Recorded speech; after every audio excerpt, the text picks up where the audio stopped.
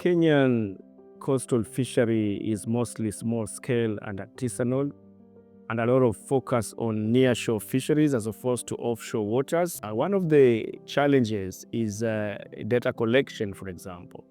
There are a lot of gaps in terms of getting data from our local fishers. Food loss and waste in the fish value chain is a major challenge, particularly in the artisanal fish value chain in Kenya. And for us as a research institute, it's been a data gap that we've been struggling to fill for a long time.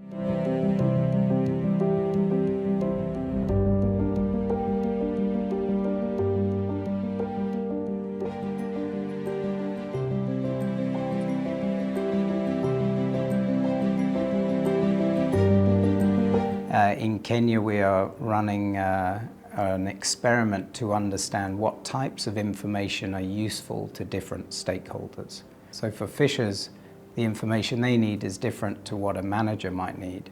And so we are trying to understand what are the key bits of information needed at different levels, and how do we get those most efficiently to them at minimum cost. So our plan is to make the data open access in Kenya. What I mean by that is people will collect the data at the landing sites. It will be entered into a cell phone. The data will be entered into a cloud.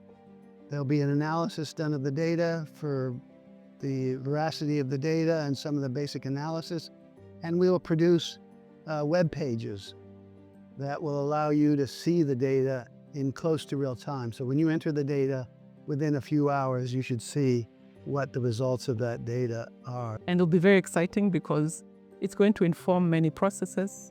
For example, marine spatial planning, co-management areas which are being developed. We'll be able to know whether the areas we have selected are really the right areas, or maybe should we expand the areas. So it's going to be very informative.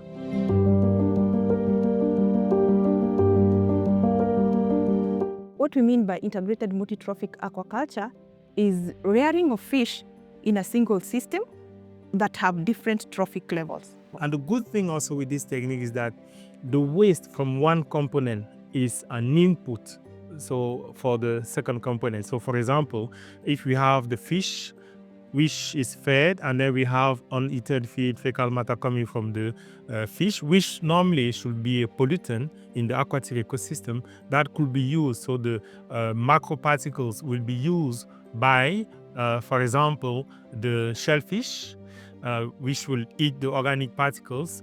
And now the mineral particles like nitrogen, phosphorus in the water will be used by the seaweeds. And the farmer will be able to harvest the fish, the shellfish, and the seaweed, and the environmental impact of this practice will be minimized in the production setting. So what we want to do is to start the piloting of this project. And for the pilot, we are going to have different ways that we are going to, different designs, let me say so. And the first one is a cage IMTA, where this will be conducted in the open sea.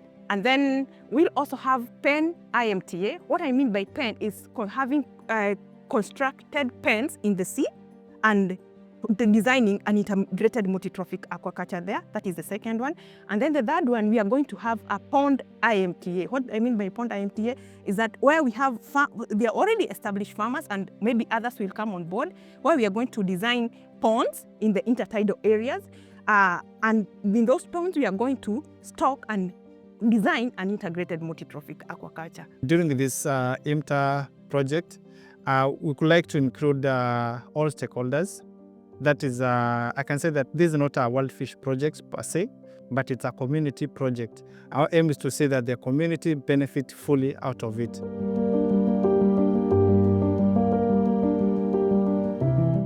Work package 3 is about understanding the fish loss and waste, the drivers of the losses and extent of the losses, and also innovating existing technologies or adapting existing technologies to reduce these losses further.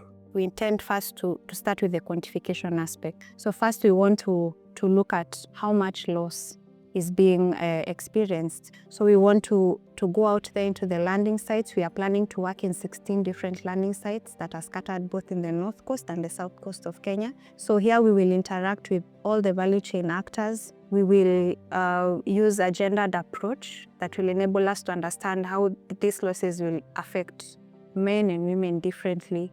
So then after doing the quantification of the losses, now we move to involving the value chain actors to design solutions to the issues that we've seen. We plan to come up with the model sites where the innovations will be piloted. And of course, the innovations have to be climate smart. So I'm really excited, not just as a researcher, but just as a Kenyan, that finally we have this opportunity to fill a critical gap that will add value to the communities, will reduce the losses even economically, So it's an all-round kind of excitement for me.